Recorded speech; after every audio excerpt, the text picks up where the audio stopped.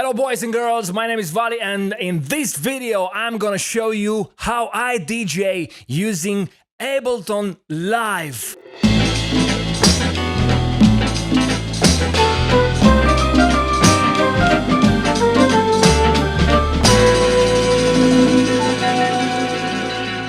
Yes, you heard it right, Ableton Live. Not Tractor, not Serato, not a record box, record DJ, whatever that software from Pioneer it is. And yeah, I've been using Ableton for many years. I remember I started to DJ with Ableton on version 8, I think. And yes, Ableton Live is a software for production, not for DJing, but you know, it's really nice to DJ also with Ableton. And why I choose Ableton instead of Tractor, for example, for so many years, it's because of his stability, and it's really reliable, and it offers you so many layers of creativity. I mean, you can do almost anything in a DJ set, in a live performance gig, using instruments, using a vocalist, using someone, you know, playing percussion, and even adding more and more layers on the mix. And I think that's something that sets you apart from other DJs, rather than just press the button, play, stop, cue, and sync, and all this, you know, yeah, all this time when you have so much time and there is nothing you can do in this period of time, because you just press the button and everything is in sync, and you just wait for the drop maybe, or wait for the track to end so that I can press play again and get in with the next track and everything.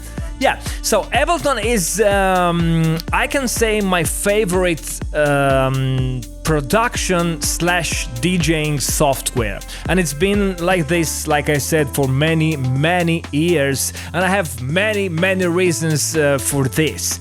I'm gonna show you right now how I DJ with this software. I'm using now, and that's a really important thing, I'm using the Ableton Live version 10, which is actually free. Yes, you heard it right, it's free for 90 days. That's the thing, you know, during this crazy pandemic times, and these guys in Germany from Ableton, they offer everyone the possibility to try Ableton Live Suite for free for 90 days. That's really amazing. I mean, that's really something. I bought this software for all the versions that I was using. I bought them from the website, and I'm totally legal. You know, and I do encourage you guys, even if you are producers or DJs, buy your software as you buy your gear, for example. Yes, it's mandatory to buy your software. Not that it's really important to support these guys developing the software, but also you'll be hassle-free because you'll have access to all the app updates and everything.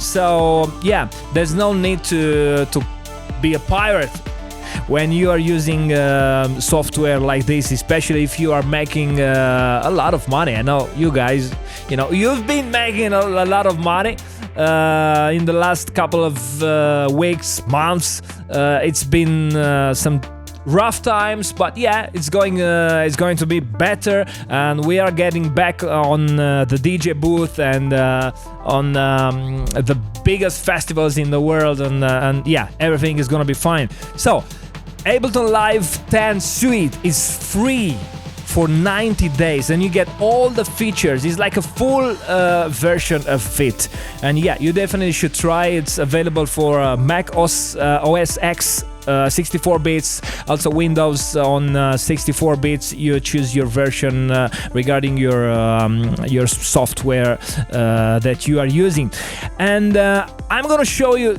right now. Yes, getting on this Ableton Live 10 screen right now.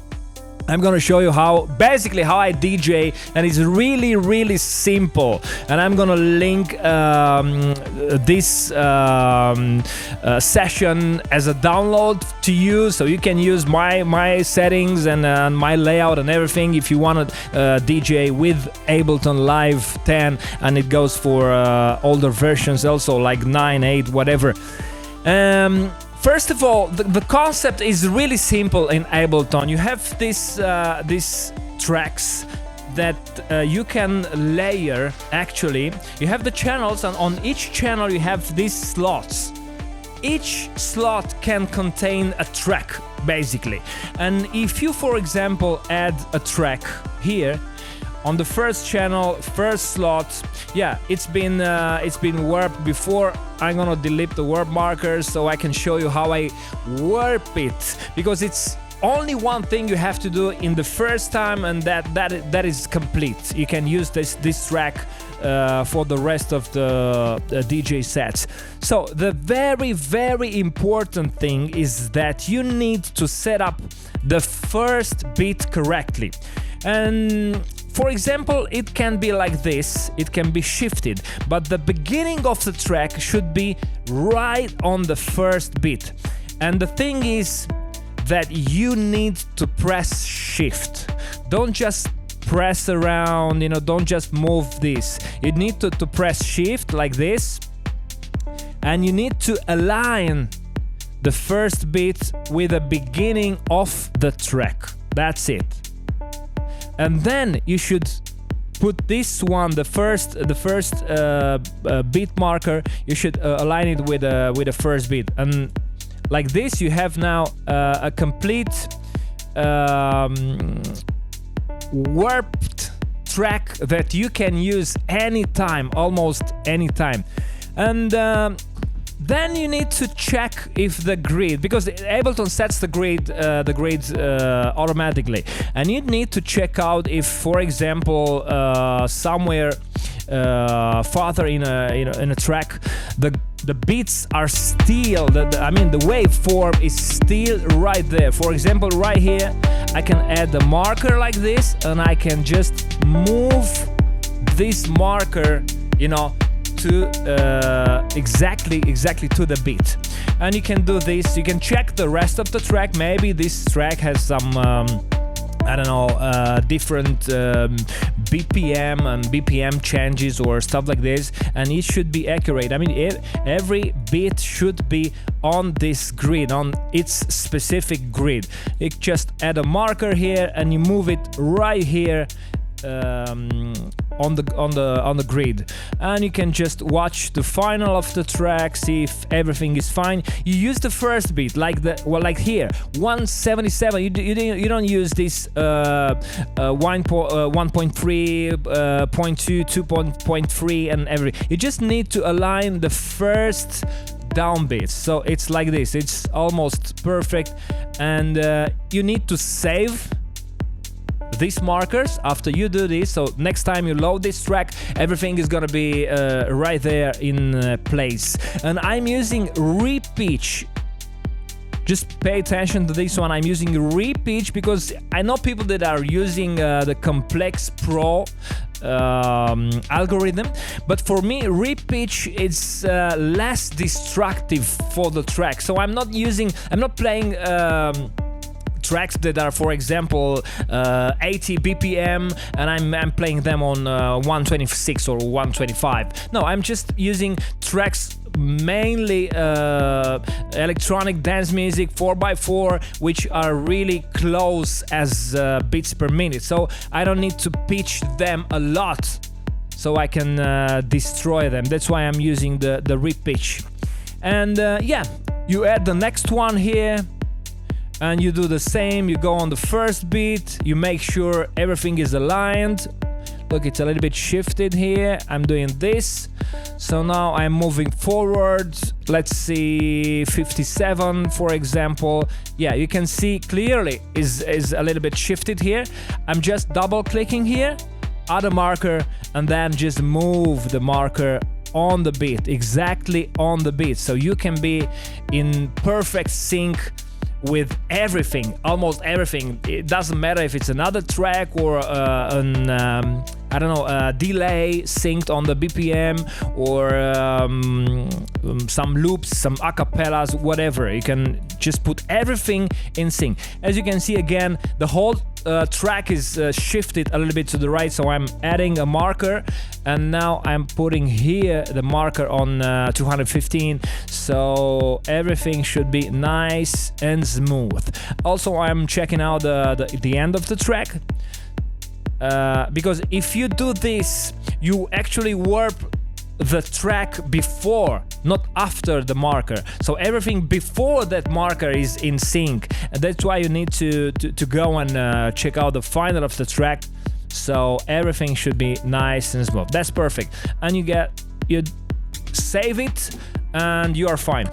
So I'm using this controller, guys. It's for Ableton.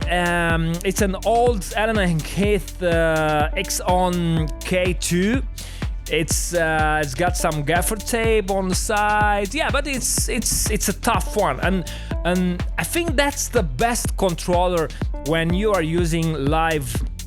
Okay, you can use push, you can use whatever, Akai, whatever. But this one for me, it's little and it's really sturdy, and it has everything I need. So the thing is, I can now start this track, the first one. It's the first slot on the first channel.